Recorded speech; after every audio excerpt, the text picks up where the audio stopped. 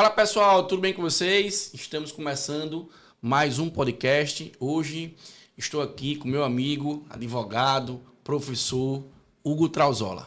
E aí, Hugo, tudo certo? Tudo certo, meu irmão. Uma grande satisfação estar aqui nesse podcast com você. Nos conhecemos há muitos anos de advocacia, né? Sem dúvida. E só tenho a agradecer a oportunidade de participar. Hugo, já começando aqui, né? Começando nosso podcast, fala um pouquinho pro pessoal de casa, como começou, por que escolheu direito.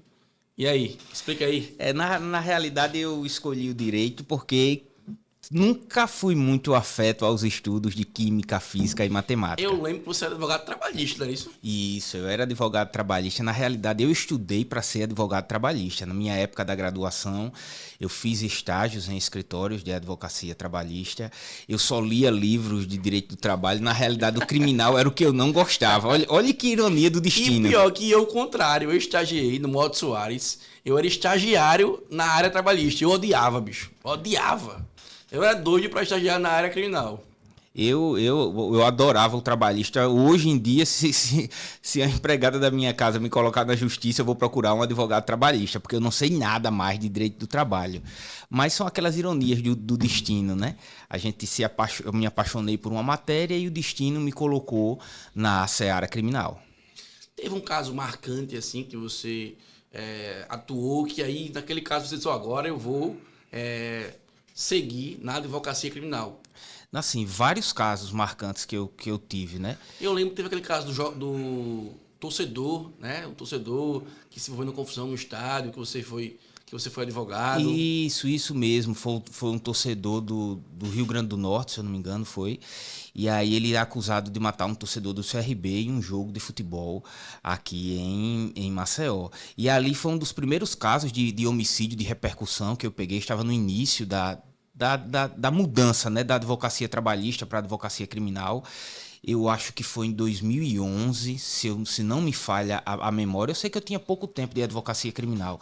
Eu acho que tinha uns 2 anos, 1 ano e pouco. E caí de paraquedas em um processo O caso de repercussão. Né? Difícil. Foi muito difícil. Inclusive, o réu tinha falado que tinha sido torturado na delegacia para confessar o crime. Foi um caso assim bem rumoroso e que tirou o meu sono. Por quê, Rodrigo? E aí a gente começa a aprender as coisas e com os erros. Eu acompanhei aquele rapaz no depoimento dele na delegacia e ele prestou o depoimento dele e negou o fato, disse que não tinha sido ele. Eu lembro que eu passei a madrugada inteira na delegacia, vários torcedores sendo inquiridos, e eu saí de lá e não peguei a cópia do depoimento. Ele negou o fato. Eu acho que eu cheguei na delegacia 10 horas, às 22 horas. Saí de lá, eu acho que umas 7 da manhã. E ele negou, a delegada disse, ele vai ficar preso porque outros torcedores estão indicando que é ele. E aí eu fui embora para casa, dormi. Quando eu acordei, que eu ligo o jornal, ligo a TV que vejo o jornal, o repórter dizendo que o Alwan Seaislan tinha confessado o crime. Quase que eu caio da cadeira. Como é que esse cara confessou um crime se eu saí da delegacia? Ele disse que não era, tinha negado tal. Quando eu entro no processo, tinha outro depoimento diferente do que ele tinha dado, onde ele confessava o crime. E aí, depois de toda a confusão, a delegada disse que tinha descartado o depoimento que eu tinha participado e tinha juntado só o que ele teria falado a verdade. Foi um absurdo mesmo. E aí eu fui no presídio, imediatamente eu fui no presídio. Quando chegou lá, ele estava todo marcado e disse que tinha sido torturado para assinar um documento que ele não tinha lido. E aí foi toda essa confusão. Então ele foi condenado no tribunal do júri, o júri foi anulado no Tribunal de Justiça, ele foi solto, e quando ele estava solto, antes de ter o segundo júri, ele foi assassinado, lá no Rio Grande do Norte. Sabia não, né? Hugo, e você é um cara hoje, né, que a gente tem já uma amizade, uma relação. Você hoje é um especialista no Tribunal do Júri. Aos poucos advogados atuam, né, nessa área. Eu acho que, na minha visão, o júri é o ápice da advocacia criminal. Você que está começando a advocacia criminal, se você não atuou no júri, você não fez nada ainda. e você conseguiu, né, focar a sua advocacia no Tribunal do Júri. Por que o Tribunal do Júri? Na realidade, Rodrigo, eu me apaixonei pelo Tribunal do Júri, sabe? E eu acho que você precisa ter uma identidade dentro da advocacia criminal. Perfeito. Ou seja, é um leque que tem. Perfeito. Então, nós sabemos aqui que tem advogados que fazem muito tráfico de drogas, outros advogados que atuam muito em crimes financeiros, de lavagem de dinheiro, de sonegação fiscal. Então, o meu nicho, a minha identidade dentro do ramo da advocacia criminal é o Tribunal do Júri. E aí, o que me levou a isso foi uma paixão mesmo pelo tribunal. Eu sempre gostei de ler, sempre gostei de literatura, sempre gostei de ler outras coisas fora do mundo do direito, e isso me ajudou muito. Também o que me ajudou foi no início da advocacia, um grande mestre que eu tive, que foi o Chico Salles. E eu acabei... Figuraça. Infelizmente, saudoso Chico Salles, né? Faleceu. Eu assisti vários júris, pô, do Chico Salles. E quando ele não sabia uma frase, ele inventava. Ele dizia Chico Salles no final. Não, e é uma era coisa... figura, pô, era figura. Aconteceram coisas bem engraçadas, né? Como eu fazia muitos júris com ele, ele tinha frases dele. Aí ele ia começar o júri, e falava Chico Salles. Aí o promotor olhava assim, aí teve um dia que o promotor me chamou e disse, rapaz, ele tá citando ele mesmo. Eu disse, ele cita ele mesmo. Então ele citava ele e depois ele explicava. Os debates, depois ele entrar, ele finalizava. E ele concluía. Eu vejo que muitos jovens advogados que querem iniciar tentam imitar alguém, algum medalhão desse da internet. E eu digo, todo advogado que vai fazer júri comigo, a primeira vez eu digo, olha, faça do seu jeito. É igual cantar, né? Você tem que cantar na sua forma. Tem gente que quer imitar o cantor e termina, né, não conseguindo desenvolver ali na música. Então, assim, a advocacia é isso. É você procurar nichar, escolher um tema ali específico, dominar aquele tema para ser referência e ser você. Eu não posso querer, né, ser um Raimundo Palmeira, um Elton Roberto. Não. Eu vou ser o Rodrigo no tempo correto. E tem uma situação interessante. Uma vez, numa palestra do Mário Sérgio Cortella, ele tem uma filha que é advogada. E a filha foi sustentar no STJ. E ela liga para o pai e diz, pai, eu estou aqui no STJ, a minha primeira sustentação oral, eu queria falar igual o senhor. Aí ele disse, filha, daqui a 30 anos. E desligou. E ela ficou braba, brigou com ele. Quando ele chegou em casa, ela chorando. Meu pai, eu sustentei, mas eu queria falar igual o senhor. Ele disse, filha, eu tenho 30 anos falando, filha. Você quer pela primeira vez falar igual ao seu pai? Não, fale do seu jeito. Então, assim, cada um no seu tempo. Não vou falar igual o Raimundo Palmeira, mas eu vou trabalhar para chegar num bom resultado e numa boa oratória. Agora, no meu tempo. É verdade. E aí você vai, Rodrigo, aprimorando a sua maneira de fazer o júri. Eu sempre falo isso nesses meus 16 anos de advocacia, 136 júris que eu fiz. Bicho, um dado interessante, viu? Poucos advogados já fizeram júris assim, nessa quantidade. Eu tenho todas as sentenças guardadas. Desde o primeiro júri que eu fiz. E aí, o que é que eu faço, Rodrigo? Eu já mudei a minha técnica de fazer júri umas 5 vezes do começo até aqui. E aí você vai refletindo, não, deixa eu melhorar nisso, mas é do meu modo. Perfeito. Entendeu? E aí eu vou refletindo, eu acho que isso aqui tá errado, eu vou fazer mais dessa maneira, assim, assim, assim.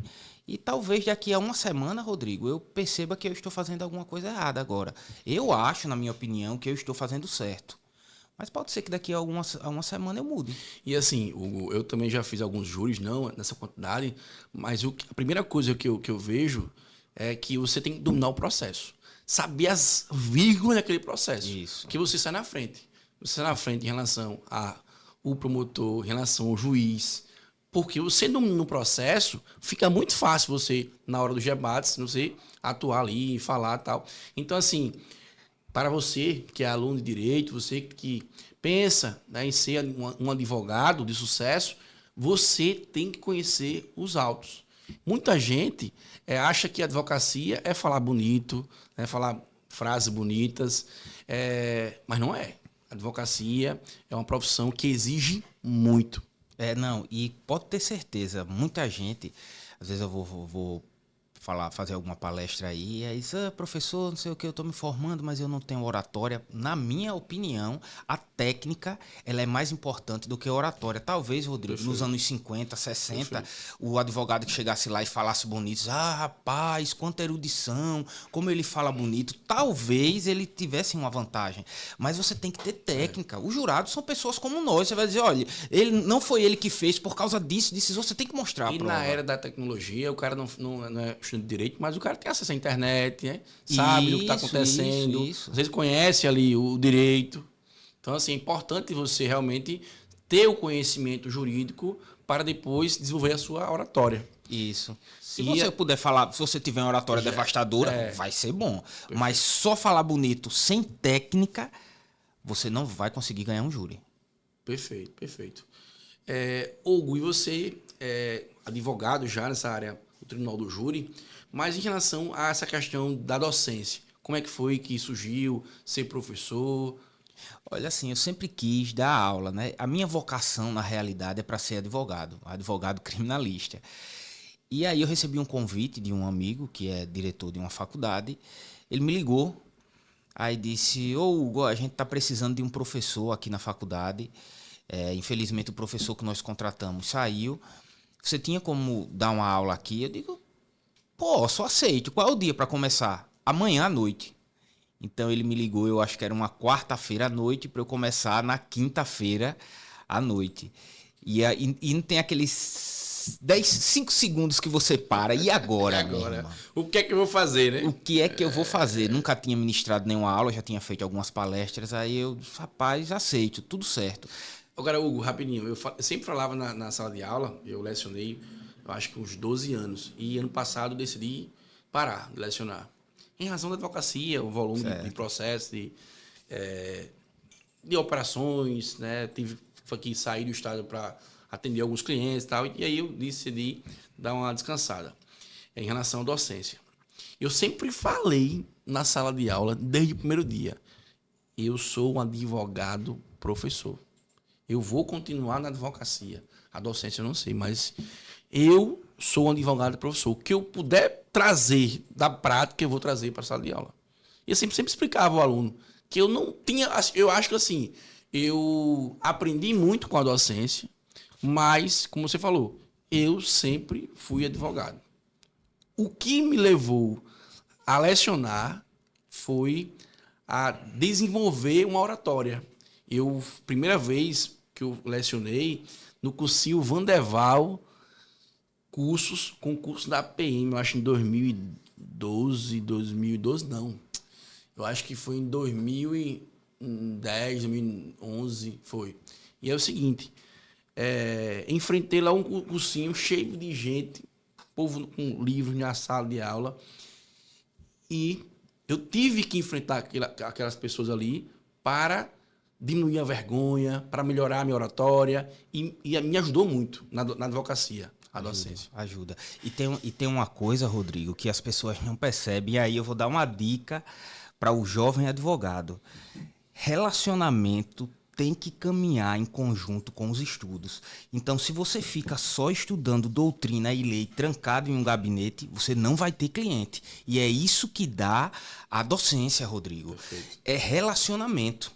Tem um professor, Samerage, eu acho, ele colocou isso na internet. Eu acho que é Samerage, que ele era dono do CP Iuris. É um que era juiz, né? Pronto. Ele colocou isso, falando do advogado, que lê muito livros, mas fica lá no escritório, não sai, né, pra rua. E o advogado que é conversador, que vai para batizado, vai para aquilo, vai pra rua, que troca ali a conversa política com direito, com vinho e tal. E ele pergunta no final, qual advogado você quer ser? Então, assim, eu vi, né, que na advocacia você precisa ter várias habilidades. Isso. Ser um bom vendedor, né, ter vários relacionamentos. A docência é uma forma de você conhecer pessoas. Isso. Mas esses dias agora eu consegui um cliente, fechei um contrato para fazer um júri em outro estado de uma aluna que eu fui dar uma palestra em uma faculdade no interior sobre persuasão. aplicada ao Tribunal do Júri. Ela viu aquela palestra minha, gostou, me adicionou nas redes sociais e uma amiga dela estava precisando de um advogado para o irmão, para fazer um júri, Pernambuco. Aí ela mandou uma mensagem para mim. A referência é você. A referência fui eu. Olha aí, eu fui dar a palestra de graça lá. Ganhei um cliente. Perfeito. E você acha que você não vai ser visto e vai ser visto? Vai. E o pessoal, quando pensar em um advogado na área do Tribunal do Júri, vai pensar em você. Então, assim, é importante demais você participar de palestras, participar de eventos na OAB, participar também de debates jurídicos em qualquer lugar. Agora, como você falou desde o começo, e eu também penso assim, você tem que nichar a sua advocacia. Não adianta você um dia falar do Tribunal do Júri, aí no outro fala dos jogos, a cota fixa, depois você fala de drogas. Não vai. Você tem que ter uma identidade que sempre que as pessoas, por exemplo, pensarem como você em direito criminal digital, direito dos influenciadores digitais, sempre que alguém pensa nisso, vai lembrar de você, Rodrigo. Perfeito. E é isso que eu quero também, é uma especialização dentro de outra especialização. Lá no meu escritório, nós pegamos todo tipo de crime. No seu escritório é você e quem? Eu e a Andressa. A Andressa também atua na área penal. Na área penal. A advogada também começou lá como estagiária. Olha aí outra situação, aquela ideia de só é lembrado quem é visto. Como eu conheci a Andressa? No júri simulado da OAB. Eu fiz uma seleção para estagiários lá, recebi acho que uns 300 currículos por e-mail, véio. Aí comecei a olhar, tal. Aí veio aquela Andressa, aí eu olhei a foto, a campeã do júri simulado pela UFAL. O Bruno também, o Bruno trabalha no primeiro lugar do júri. O Bruno foi primeiro lugar junto com a Andressa. E o Igor, que é influenciador, hoje é cliente nosso, que também foi estagiário, foi advogado do escritório, foi segundo lugar. No dia, né, do Bruno. No dia do Bruno. Acho que o Igor foi da Raimundo Marinho. Não, da UMJ. Não, foi na UMJ, UMJ, é isso mesmo. E o Bruno da UFAL. Olhe a importância do estudante participar desses eventos. Isso é o quê? Relacionamento, você ser visto, você participar. Aí quando eu peguei o currículo, eu descartei todos, fiz a entrevista com ela. Se ela aceitar, não vou fazer mais entrevista com ninguém. Ela aceitou e agora é advogada lá do escritório. Um certo dia eu atendendo o cliente lá no escritório e o cara conversando e olhando para o Bruno. Olhando para o rapaz, o senhor conhece já o doutor Bruno? Aí ele fez, eu lembro dele da OAB, do júri simulado. O cara tinha alguém lá, né? Algum parente que estava participando, e o cara disse, rapaz, esse menino é bom no júri, não sei o que, tal. Vitrine ali, né, na OAB. Vitrine. Então, assim, importante você participar desses eventos desde a época de estudante. Na minha época da faculdade, eu não usei muito isso. Não sei se você usou, assim, de falar, de participar de debates. Não. Até o 10º período, Hugo, eu mal falava. Para apresentar um trabalho na sala de aula, bicho, era uma dificuldade. Comigo era do mesmo jeito. Era mesmo, bicho. Por isso que eu estou à frente desse júri simulado há 3 anos. Por isso da minha admiração com esses alunos. Porque na minha época eu não iria participar, porque eu iria ter medo de certeza absoluta, velho. Mesma maneira como você. Se fosse para apresentar um trabalho de 5 minutos, eu travava. Eu no 10º período, pô. Eu tinha medo de falar. Pô. No 10º período. Não tinha isso, né? Assim, de júri simulado, essas audiências. Eu tinha um medo de falar. Quem me conhece, quem é da época lá do SESMAC, 2007, 2008, 2009, sabe o que eu estou falando. E quando eu fui convidado, né, para ser candidato a vereador em 2020, a primeira coisa que eu pensei foi a oratória. Eu disse, eu vou para destravar.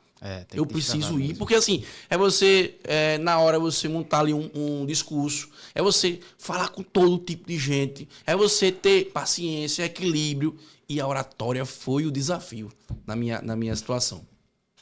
Hugo, voltando aí para o Tribunal do Júri, você pegou já um problema grande, que eu lembro, foi um caso de repercussão lá do cidadão, lá do torcedor, né? Isso. Que ele se envolveu naquela situação. E como é, bicho? E como foi também, né? Nesse caso de repercussão, você conseguir ali desenvolver a questão técnica e separar a pressão da mídia. Porque em grandes casos existe a pressão, a influência da mídia. Já quer ligar para você, já quer uma entrevista, e você às vezes não sabe nem os autos, não conhece dos autos. E o que é que eu vou falar? Não, e aí? Inclusive foi bem difícil para mim na época, além de ser jovem na idade, eu era jovem na advocacia criminal também. Então, dei várias entrevistas, não sabia o que falar, não tinha orientação de ninguém, não tinha uma pessoa para me dizer, Hugo, faça isso, faça aquilo, assim, assim. Na minha família não tem nenhum advogado até hoje. Eu sou advogado há 16 anos e não tem nenhum. Então, foi tudo que eu aprendi foi na marra. Levando cacetada no mesmo. dia a dia, né? No dia a dia. E acho que a maior escola, né? A maior escola é a prática. É quebrando a A cara. advocacia é você andar de bicicleta. É você pedalar ali, porque se parar de pedalar, você cai. Né? Então, assim, todo dia fazendo a mesma coisa. Cada processo é um processo. Você tem que ler aquele processo, tem que estudar o processo.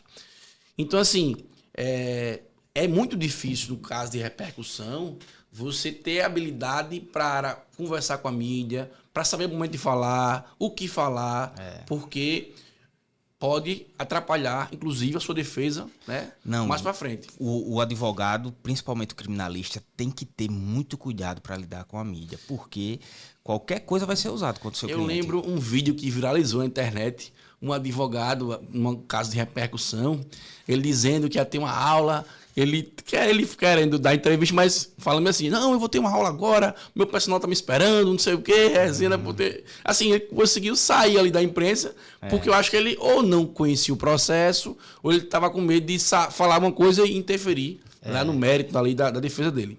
E é uma coisa que eu percebo, Rodrigo, eu já vi em vários casos, porque normalmente os casos que chamam a atenção da mídia são crimes de homicídio. Na maioria das vezes, são crimes graves, né? E aí, às vezes, eu vejo o advogado já adiantar a tese dele logo no início, pô. Sabe nem como é que vai acontecer. Não tem nem denúncia. Ele já o cara foi iniciado. Isso, ele já está falando em homicídio privilegiado, legítima defesa. Esse rapaz nem começou, o cara já está adiantando a tese, aí tem que ter muito cuidado. O meu conselho é, se não sabe o que falar, fique em silêncio. Perfeito. É melhor não falar que ou o processo é sigiloso, ou que não tem acesso aos autos. Isso, o processo enfrentar, um exemplo, a prisão, o cara foi preso. Então, enfrentar a primeira prisão ali. Enfrentar a prisão, exceção, e começar, né, a falar da prisão. E não falar do mérito. E aí eu vou entrar agora num ponto crucial da advocacia em relação ao marketing jurídico, em relação ao Instagram, redes sociais, que na época, né, do Francisco Salles não tinha isso, né? Era o boca a boca, né? Era boca a boca. E hoje você tem as redes sociais, que é uma vitrine. É um palco ali, é uma vitrine.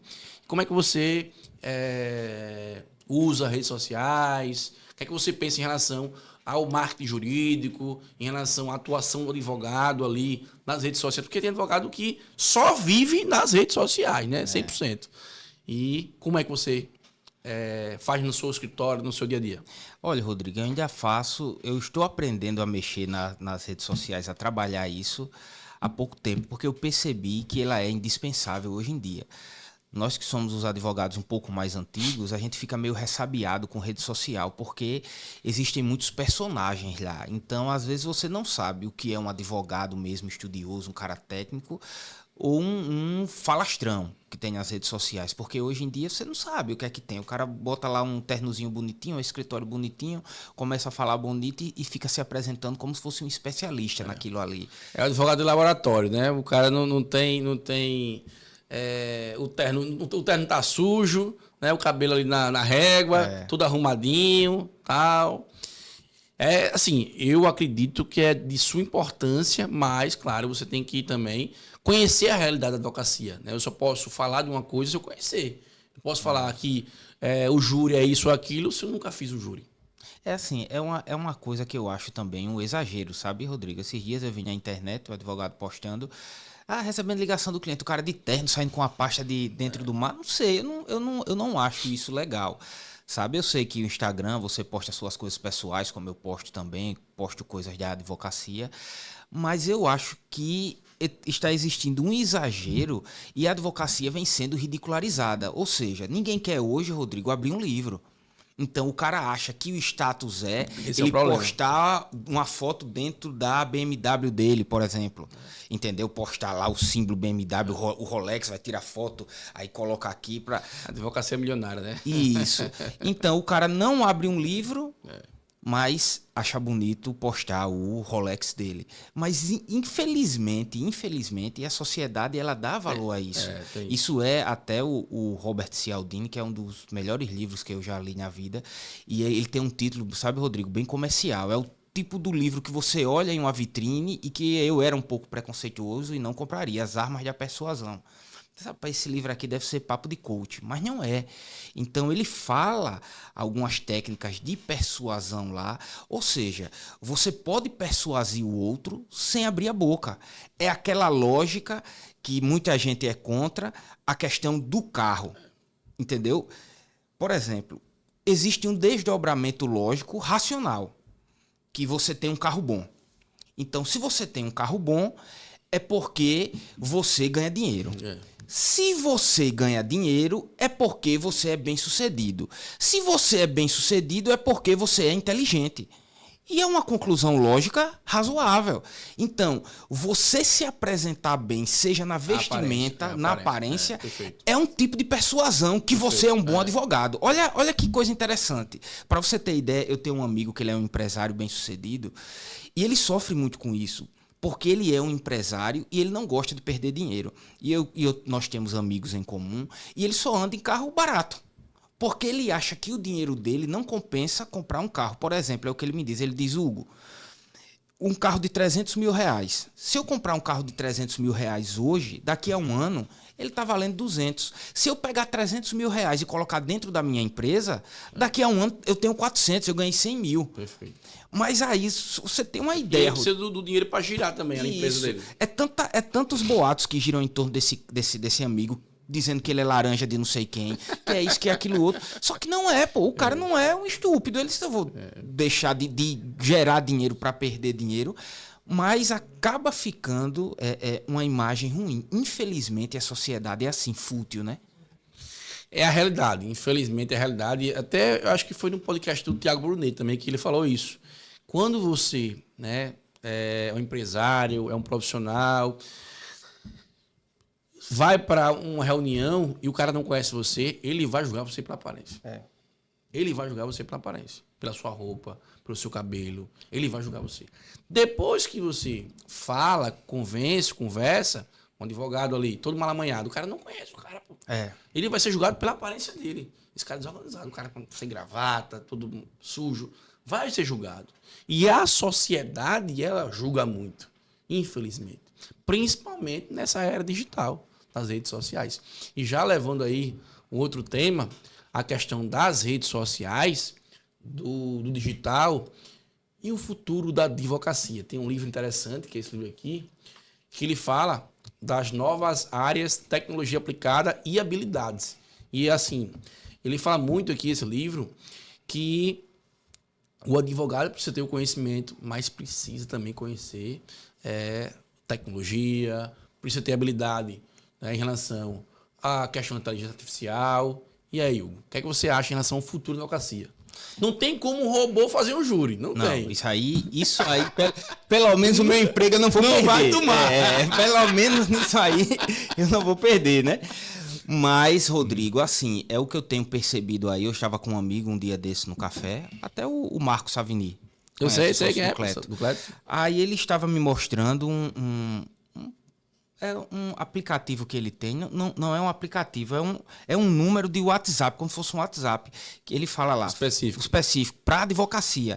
Faça um contrato de prestação de serviço e tal. Rapaz, aí escreve, pô. Mesma coisa do ChatGPT, só que é no WhatsApp.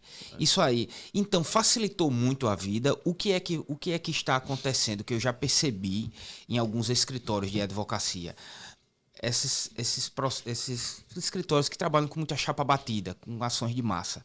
Então, se o cara tinha 10 advogados... Full time, né? É o full service. Isso. Full service, que faz tudo. Se o cara tinha 10 advogados... Ele vai reduzir ali... O cara reduz e contrata estagiário. E tudo vai nessas inteligências artificiais. Agora, o que a gente estava comentando antes de entrar aqui, o grande problema é que a inteligência artificial, quando ela não sabe, ela quer dar uma resposta de qualquer jeito. Aí inventa. E assim, você vai ser punido, muita gente vai ser punido na questão processual pela má fé. Porque o cara vai criar uma jurisprudência. Isso inventa. O cara vai criar uma legislação. Por quê? Porque ele pegou ali na inteligência artificial, copiou, colou e peticionou.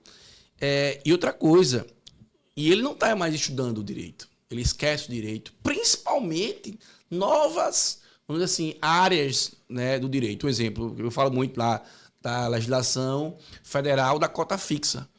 Tem gente que está falando que não sabe nem o que é. Pô. Existe uma lei federal, existe uma questão da publicidade.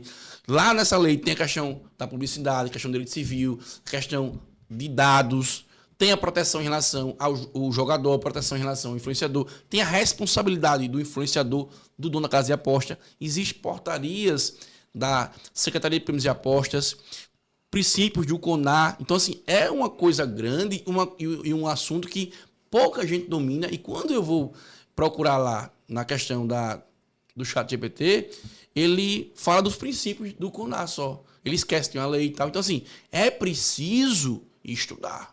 É preciso ter um conhecimento. Claro que o advogado que tem habilidade em relação a esses aplicativos, ele vai estar na frente, mas não pode esquecer do conhecimento jurídico. Porque em relação ao contrato, muitos contratos chapa batida.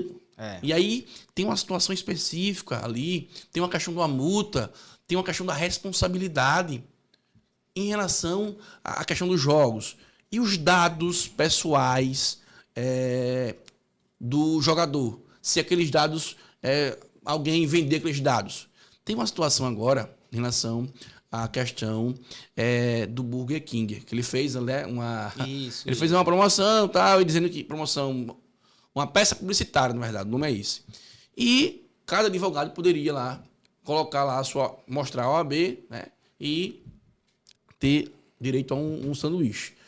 Mas eu pensei, se o Burger King ele começar a cadastrar ali os dados do advogado, vários advogados, e amanhã lançar um chat GPT desse para advogado, ele já tem o quê? Tem um banco de dados. Banco de dados monstruoso. Então, monstruoso. Ele ganhou dinheiro ali numa promoção ali para atrair pessoas e ganhou dinheiro. Então, assim, é preciso saber que o mundo da advocacia vai ser outro.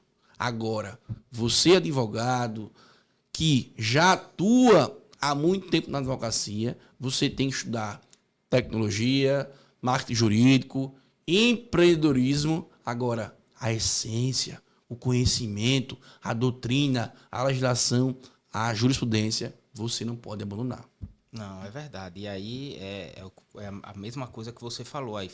A gente fica até receoso como serão esses advogados do futuro, porque ele não vai querer, o cara não vai querer pesquisar uma peça, entendeu? O cara não vai querer estudar, vai querer colocar lá na inteligência artificial, por exemplo, faça pedido de revogação de prisão, tráfico de drogas, réu com residência fixa e sem antecedente criminal. A inteligência artificial vai fazer a petição para você. E aí eu tenho certeza que muitos deles não vão nem ler. Pega, joga lá e aí quem vai se prejudicar é o cliente. Perfeito. Eu fui para o Mar de Juiz, participei lá de uma palestra, de um curso, na verdade, foi o dia todo. E uma pergunta que eu fiz para um dos palestrantes foi o seguinte: eu disse, como furar a bolha da inteligência artificial nos tribunais superiores? E aí um palestrante falou, em relação a HC, ainda não tem, mas em relação a recurso especial e recurso extraordinário já tem. Então, assim, o que é que a dica, né, dos caras lá no evento, a dica do palestrante foi, olha, peça enxuta, peça objetiva, peça que não demore muito para a inteligência ler, porque pode ser que dê um problema na inteligência artificial e ela não aceitar ali a sua peça. Então, assim, outra coisa, o volume de processo vai ser muito grande nos tribunais, e aí eles vão colocar também inteligência artificial para analisar as nossas peças. E parece que já tem, né? Acho que é Sócrates o nome. Já tem. No STJ já tem. No STJ. STJ e o STF então já tem também em relação à questão do recurso extraordinário, já tem. E essa questão das peças, Rodrigo, é uma coisa que eu bato muito lá no escritório, eu não sei se é no seu assim, pra gente não tentar fazer, claro que às vezes não dá, não tentar fazer nada mais do que 10 páginas. Porque você vê que o juiz está ali, o desembargador, os assessores, tem 500 processos na fila, pô. Aí eu vejo, eu atuo em processo com vários colegas, cara, eu tô vendo aí as alegações finais com 50 páginas. Não existe. Quem vai ler isso, pelo amor de Deus? E o que eu aprendi também nesse curso foi o uso de memoriais e de despachar, bicho. Fez uma peça de 12 folhas ali, né? 12 páginas ali. Memoriais. 3 folhinhas. No máximo. Vai despachar. Despachar. Bicho, você tem o contato ali com o jogador, com o promotor, conversar. E às vezes você consegue ali aquela decisão, né? Conversando, explicando. E você tem a oportunidade de ouvir ali do jogador, mas isso aqui, né? Uma pergunta assim que você... Eita, em relação a esse ponto, lá a peça eu não coloquei. Mas no despacho você diz. Você diz, Mas desembargador, isso aqui é diferente. Desembargador, isso aqui é assim. Eu estava conversando com... Não, era foi um despacho. Eu fui despachar no tribunal com o desembargador João Luiz. E depois do despacho, comecei a conversar com ele, tava explicando lá a época dele lá no... A atuação dele como juiz em Arapiraca. E ele disse que quando chegava a questão de prisão, né, em razão do devedor de alimentos, ele chamava para conversar, pô.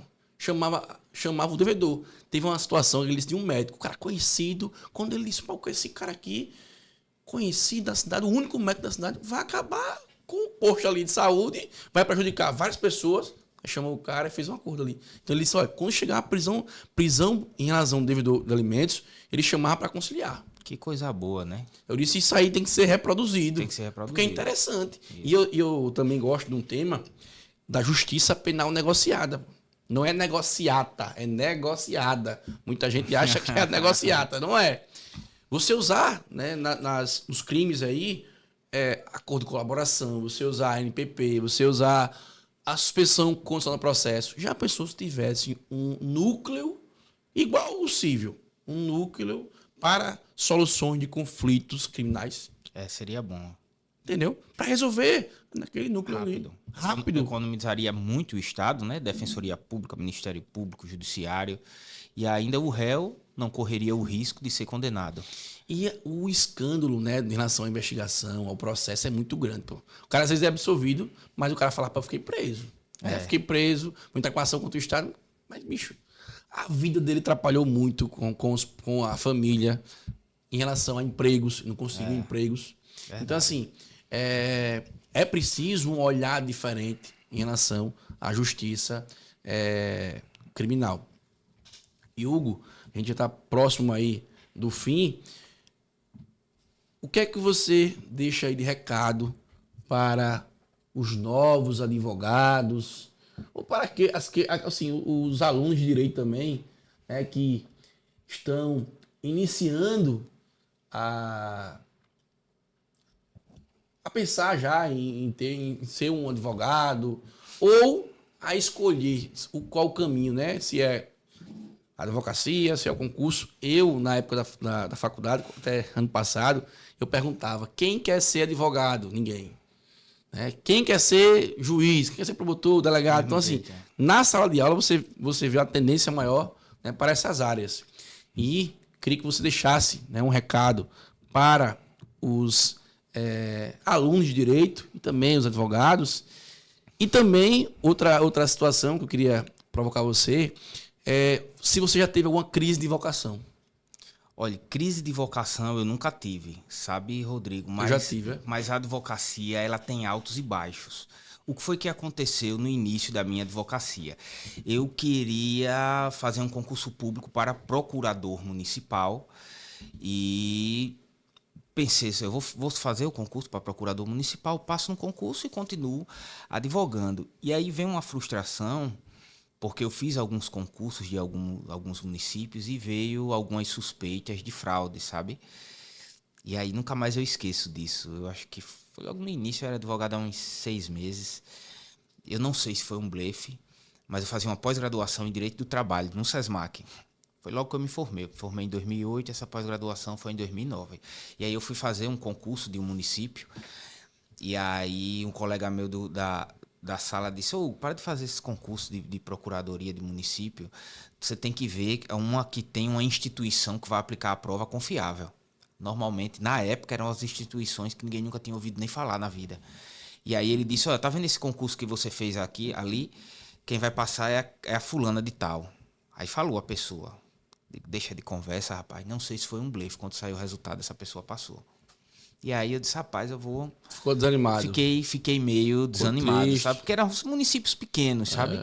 Aí parei e aí depois não tentei mais concurso para procurador municipal. Eu disse, não, vou para advocacia mesmo e seja o que Deus Agora eu quiser. tive uma situação inédita aqui no estado, não vou citar, foi até com a minha esposa a situação. Ela passou no concurso, segundo lugar em relação a procurador do município, e o concurso foi anulado por supostamente fraude. E aí eu fui atrás, né? Parceria com o Natan, nosso amigo Natan, que é advogado dessa parte aí de concurso. Eu fui atrás, tá? Eu fui no Tribunal de Contas e o concurso foi aprovado. As pessoas, em primeiro lugar do concurso, um delegado de polícia, por aqui. Acho que não sei se é Arthur. Um delegado de polícia, em primeiro lugar. E depois eu vi que realmente não houve fraude e tal. Mas porque o novo prefeito, com raiva do antigo prefeito, disse, vamos lá, vou fazer o meu concurso agora, tá, e acabou-se. E anulou. E eu consegui minha justiça e tal. E uma situação engraçada e bom para minha esposa foi que eu fui apresentar um cara na Secretaria de Segurança, na época, né? Apresentar um cara e o delegado que foi lá, porque o caso de repercussão, eu fui na Delegacia Geral, da Polícia Civil, e o delegado do interior, acho que de Cururipe, ele foi lá e o delegado foi o primeiro colocado do concurso lá do interior. Coincidência. Quando eu vi o nome, eu disse, e eu no começo de casamento, 2015, aperreado, né? Começando a advocacia, praticamente começando a advocacia, comecei em 2010, só tinha 5 anos de advocacia. E aí, quando eu vi o nome, eu disse, é ele. Doutor, o senhor fez o concurso tal, do interior tal? Eu fiz, passei. Eu sei que o senhor não tem interesse. Lá o salário é bem pequenininho. O senhor tem como fazer uma declaração dizendo que desiste e tal? Eu tenho. Aí faça aí. Me deu os dados, eu fiz. Meu irmão, peguei mandado de segurança. A gente conseguiu. Aí minha esposa era segundo lugar. A gente conseguiu reverter, como foi anulado, conseguiu reverter uma decisão judicial mantendo o concurso, pela legalidade do concurso. Tinha decisão do Tribunal de Contas, que foi legal e tal. E depois conseguimos a nomeação da minha esposa, porque o delegado, né, que já era delegado, boa, tinha desistido do primeiro lugar. Então, assim, foi a nomeação dela. E aí, Hugo, voltando aqui à nossa conversa, em relação ao seu Instagram hoje, né? O seu Instagram. O que é que você mais coloca lá no Instagram, posta? Eu sei que você gosta muito de falar dos livros, né? Fala muito dos livros, né? Você sempre gostou de ler esses livros, né, de literatura? Literatura não, eu leio tudo. Literatura, psicologia. Eu sempre gostei de ler, mas não era com tanta intensidade como é agora. Que você conta, você tem uma... Isso, você conta... eu vou fazendo a contagem lá nas redes sociais. E aí, os principais, os que eu mais gosto, eu vou fazendo alguns videozinhos para estimular outras pessoas. Mas essa leitura foi depois do Tribunal do Júri? Depois que você começou a fazer o Tribunal do Júri, começou a entender o Tribunal do Júri? Isso, foi para me ajudar no Tribunal do Júri. Mas assim, eu lia, Rodrigo... Vamos dizer assim que uns 7 livros, 8 livros por ano. E hoje, qual a média? Hoje é na média de 30, 32 livros por ano, mas se intensificou com a pandemia. Com a pandemia, trancado em casa. E eu sempre gostei muito de assistir filmes, seriados. Eu tenho dificuldade da porra. Eu sou ruim pra isso, E aí foi o que aconteceu comigo, Rodrigo. Eu não conseguia me concentrar mais em televisão como hoje. Se eu começar a assistir um filme agora, 10 minutos você perguntar o que é que tá acontecendo, eu não sei, porque a minha cabeça tá assim. E aí, a partir da pandemia, não sei o que foi que aconteceu comigo, eu não consigo mais me concentrar em filmes, em seriados. Alguns raros que eu gosto muito. Só consigo me concentrar em leituras. Então, eu lembro que eu não estava conseguindo mais assistir na pandemia, aquela loucura, trancada em casa. Eu entrei no site da Amazon, aí tinha alguns livros lá em casa. Acho que eu comprei uns 20 ou 30 livros de uma vez só. Pronto, agora eu vou ler isso aqui de todos os gêneros. Aí eu vi uma foto hoje eu sou viciado. A sua filha com um livro, né? Isso. Assim, tenho tentado estimular, mas é difícil. Ela com 9 anos de idade.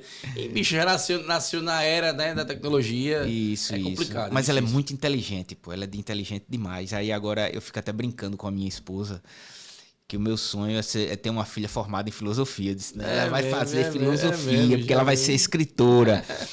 Aí eu comprei até uns livros, chegou lá em casa, né? Platão, Aristóteles para criança. Besteirinha, livrinho besta. Aí, nesse final de semana, provavelmente eu vou ler com ela. Top linha. Show de bola. O que te motiva a continuar na profissão da resistência, na profissão da advocacia? O que te motiva? Assim, eu sou um apaixonado pela advocacia, eu sou um apaixonado pelo direito de defesa, sabe? É meio que um combustível para mim.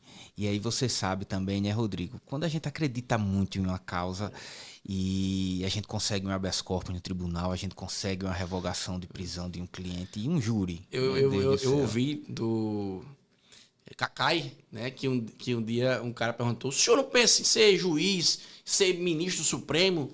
Ele, não. O ápice da advocacia é você conseguir um habeas corpus, ele disse. É você conseguir a liberdade. Esse é o ápice da advocacia. Eu não pensei em ser juiz, em ser ministro do Supremo. E a advocacia criminal, o bicho, tem essa questão da liberdade. São duas coisas na advocacia criminal. É a resistência e a liberdade.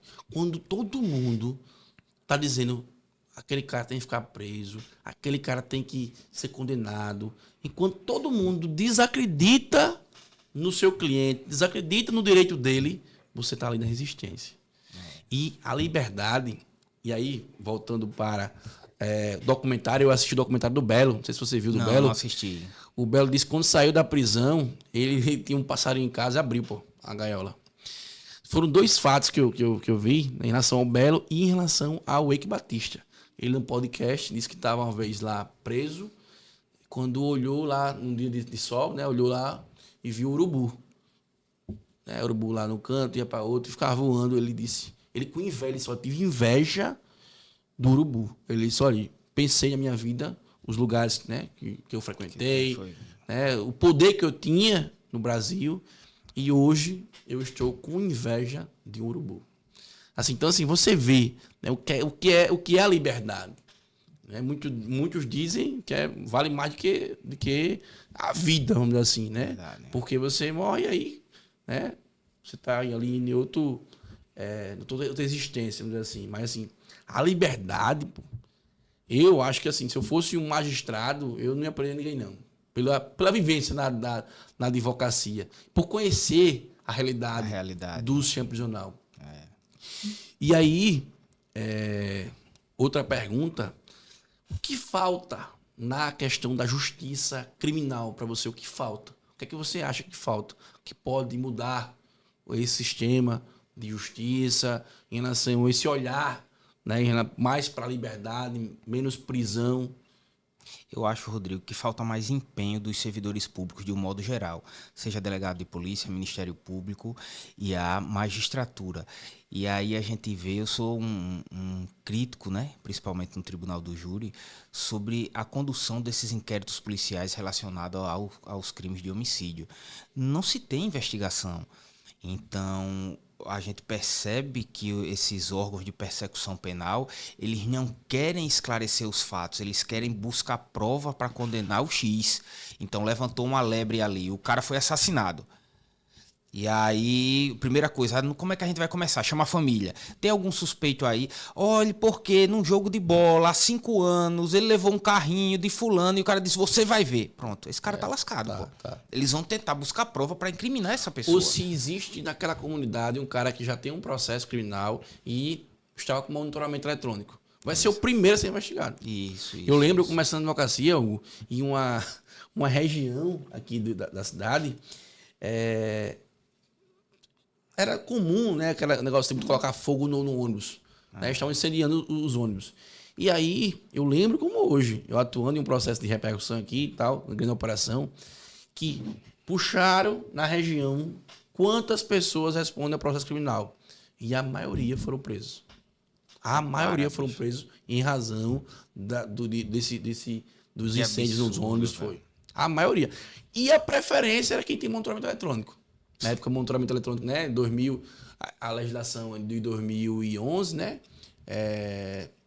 Que é que mudou, que alterou a questão das cautelares e tal. Né? 2010. Né? E assim, o que tinha de jeito monitorado, aplica aí, bota na prisão preventiva e acabou-se. Né? Não tem esse negócio, não. Então, assim, eu acho que é preciso um olhar diferente para a justiça penal. É mais humano, né?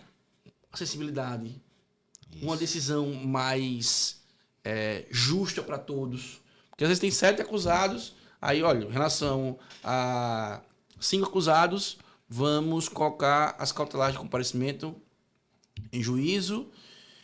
Agora, para 2, prisão. Tem uma situação, não quero falar aqui, mas assim, tem uma situação em que o cidadão ele era investigado pela polícia e depois ele foi investigado pelo Ministério Público, numa operação, né, no pique lá do Ministério Público. Primeiramente, a investigação do MP, né, foi deflagrada primeiro e ele foi preso. Só que esse cidadão estava sendo investigado em outra operação. E aí, agora foi deflagrada uma nova operação. E ele não estava... Se ele não tivesse na operação no Ministério Público, ele não estava preso. Por quê? Porque nessa operação o delegado não pediu prisão de ninguém. Pediu, né, representou por outros cautelares. Então, assim, é preciso uma decisão mais justa. E uma decisão motivada e fundamentada. Sem é ser preciso batida, né? colocar ali, olha, perfeito. É preciso colocar o dedo ali, né, apontar nos autos, ó, o que motivou a prender. Primeiro você, antes de fundamentar, né, de trabalhar lá o artigo 313, questão do cabimento da prisão, 312, os requisitos fundamentos cautelares, tem que motivar. Qual foi o fundamento que pode gerar? Entendeu? É motivar e fundamentar. E muita gente acha que isso tem que ser idôneo ainda, né? Perfeito. Motivação. Então, assim,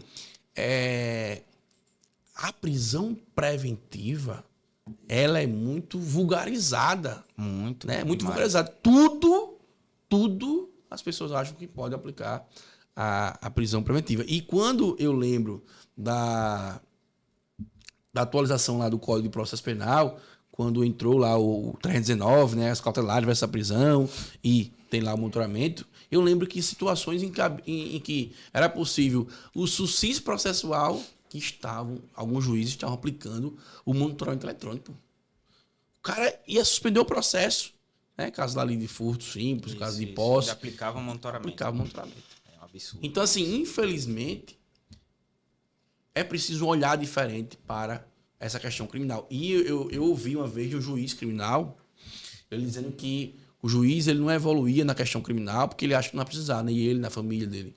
O nocível, ele diz, ó, o nocível o juiz acha que pode precisar ali, né, na questão de direito médico, mas na questão criminal ele acha que não precisar, ele acha que ninguém da família dele vai precisar, e aí ele não evolui. Mas aí, Rodrigo, é aquela ideia... Eu ouvi de um juiz, pô, isso aí.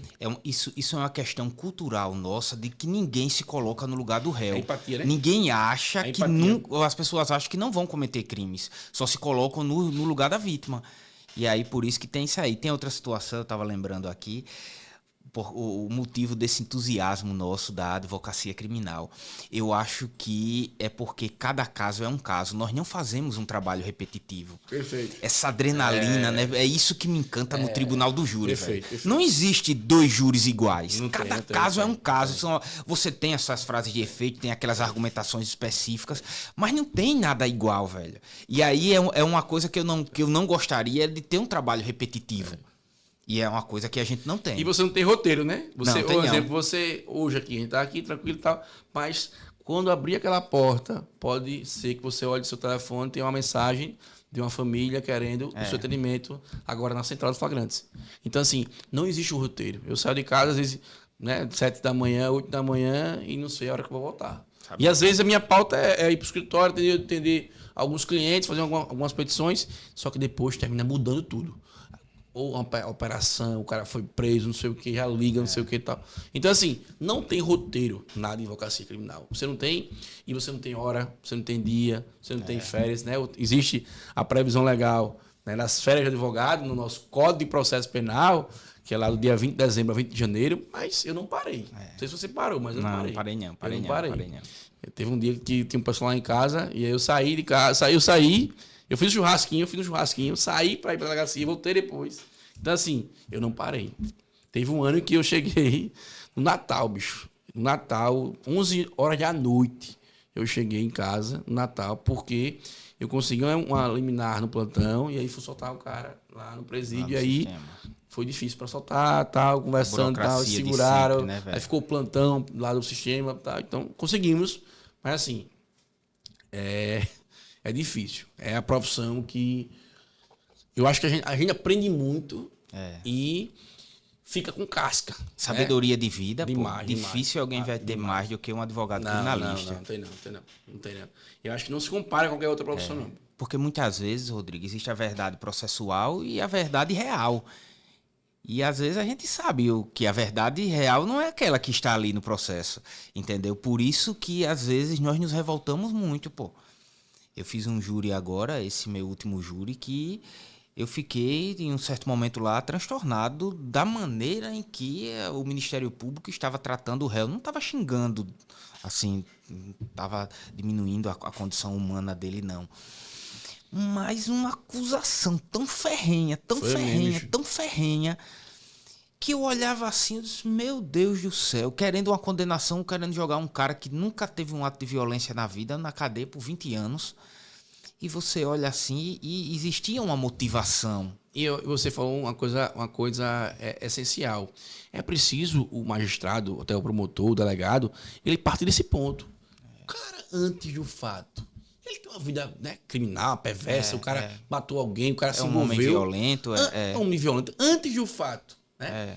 Aí aconteceu o fato. Mas após a liberdade dele, ele fez o quê? Né? Então, assim, é preciso ter um contexto, né? E o que tem que ser analisado? O fato gerador daquele ato dele único. Qual foi o fato gerador? Foi droga? Foi roubo? Não. Foi uma questão pessoal relacionada a um parente de primeiro grau. Aí, pronto, já é diferente. Perfeito. Não foi uma briga de trânsito, não foi isso, mas parece que alguns acusadores cegam, né? Não, o cara supostamente cometeu um erro, então ele tem que se lascar, tem que ir pena máxima e tudo, e você vê que na realidade aquela pessoa não merece aquilo ali. Você hoje faz mais defesa do que atua como agente de acusação, né? Rodrigo, desses 136 júris, sabe qual foi o único júri que eu acusei na vida? Como assistente? O Curisco, o júri épico. Eu nunca acusei ninguém pessoal, no júri. Que é o Curisco, que é esse júri, né? Foi Piranha. Foi. É um júri épico, é um espetáculo, né? Como se fosse uma paixão de Cristo, Rodrigo. Assim, tem... A Graciele participou, não foi a Graciele Queiroz? Isso. É um teatro, abraço conta toda a história. Gente boa. E o Curisco foi um dos homens mais violentos do bando de Lampião, né? Era um dos chefes dos subgrupos. Eu vi você colocando um livro também lá na sua rede social, falando gosto muito eu sou um estudioso do cangaço, né? Eu gosto muito da literatura, entender, né? Como é. As pessoas acham que os cangaceiros, eu vejo algumas ideias meio equivocadas, né? Como que se eles foram heróis, libertários, não, mas eram criminosos. Estupravam, matavam, roubavam, latrocidas. Eu fui lá em Piranhas e tem lá tem tem um receptivo, né, em Piranhas, acho que é Piranhas, não, Sergipe já, que ele fala da questão dessa história em relação ao cangaço, em relação ao Lampião e tal. Tem uma parte lá que o Lampião morou, uma casa que o Lampião pescou lá. Agora, veja só que coisa interessante, não é, Rodrigo? O cangaço era o banditismo da época, só que foi incorporado à cultura nordestina. Não o banditismo, mas a roupa, a culinária, o modo de falar. Aí, às vezes, eu fui a Piranhas. Aí, as pessoas vendendo camisa com a foto do Lampião, cabra macho e não sei o que e tal. E até isso, o cabra macho de usar uma arma, de usar uma faca, né? Isso. Foi uma cultura que foi compartilhada, vamos dizer assim, né? Com as pessoas. O cabra macho tem que usar uma faquinha ali, né? E o cara com uma faca. Foi uma coisa que foi incorporado à nossa cultura, que isso gera até turismo. Mas a lógica é a mesma, por exemplo, vamos falar um criminoso aqui, o Maníaco do Parque. Se daqui a 50 anos as pessoas estivessem usando camisa, Maníaco do Parque, Pousada Francisco de Assis, Maníaco do Parque, Praça Francisco de Assis.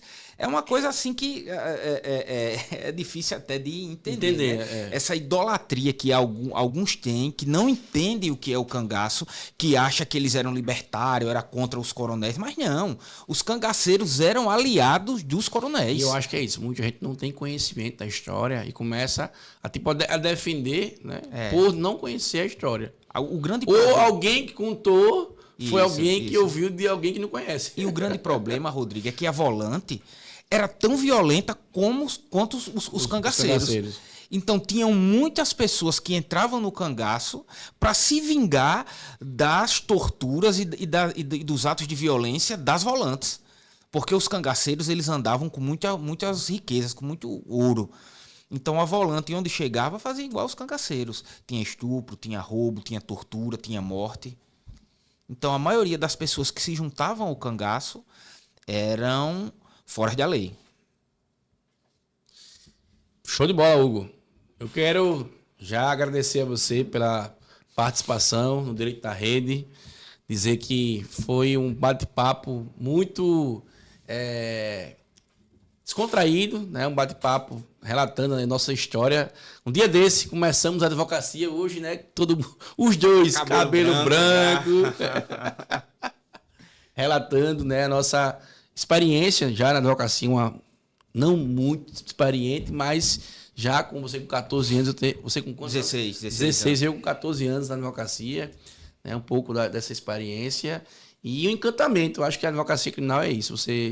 Cada vez que você atua, você fica mais encantado, né? Eu tive crise de vocação no começo, fui fazer concurso de delegado, tal, não sabia o que queria, mas depois eu disse, rapaz, quando eu consegui as vitórias, comecei a realmente a ter um resultado positivo e também conhecer, na verdade, o que é advocacia, porque você só conhece advogando. Aquele que está ali no Instagram, né? O advogado perfumaria, ele não conhece a realidade. Então, assim, é você frequentando o chão jornal, participando de audiência, participando de júri, participando de operações, atuando realmente na advocacia e sendo advogado. Tem uma frase que eu uso muito, do Rui Barbosa, que ele diz que legalidade e liberdade são as tábuas da vocação do advogado. É isso.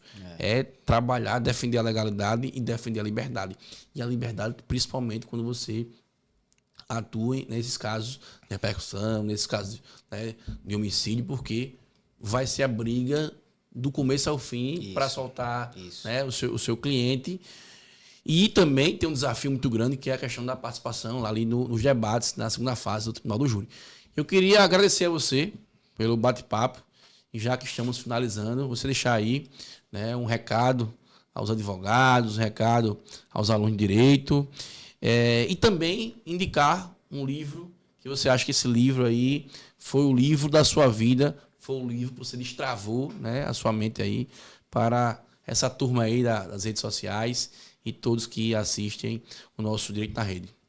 Bem, eu que gostaria de agradecer, amigo Rodrigo, bate-papo legal, parabéns pelo podcast, já é sucesso e a cada dia que passa vai melhorar. Se Obrigado. Eu pudesse indicar um livro, eu indicaria um livro que eu já citei aqui, que eu me surpreendi positivamente, que é As Armas da Persuasão, do Robert Cialdini. Livro fantástico, fantástico.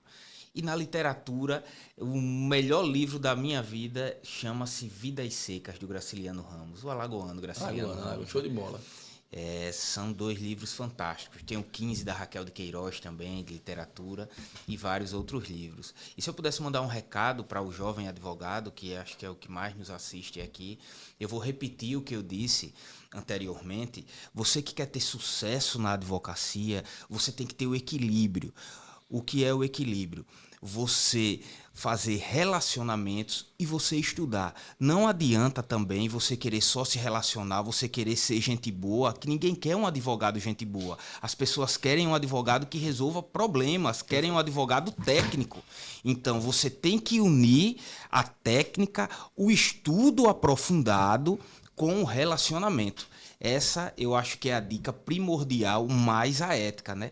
A gente sabe que a concorrência, né, voraz que nós temos aí hoje, Rodrigo, e eu vejo muitos colegas com falta de ética, atravessando procuração, fazendo coisa errada, mas aquele advogado, que ele é antiético, ele tem prazo de validade.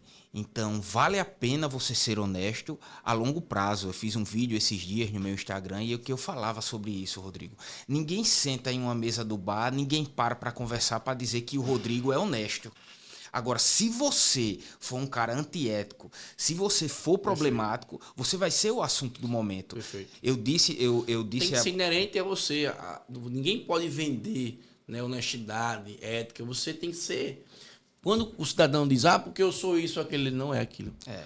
Você tem que, nas relações, né, no dia a dia, ser ético, pô.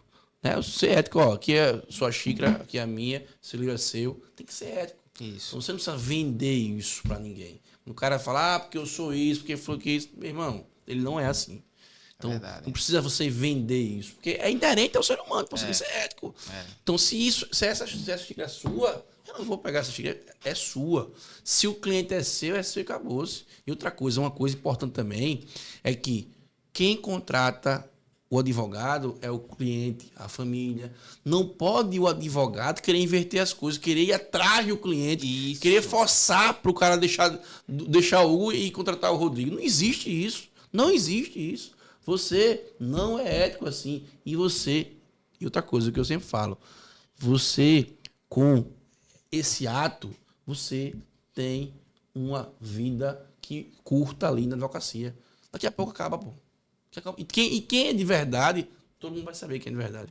Fala, pessoal, e finalizando o nosso podcast com o Dr. Hugo Trauzola. Dr. Hugo, pode deixar aqui o seu Instagram, a sua rede social. E aí? Galera, me segue lá no Instagram, Trauzola. Lá eu trago dicas de leituras e muita coisa prática da advocacia criminal. Show de bola. Pessoal, se você gostou desse episódio, curte, comenta, compartilha. E o nosso Instagram é o direitoNaRede.podcast. Valeu, um abraço.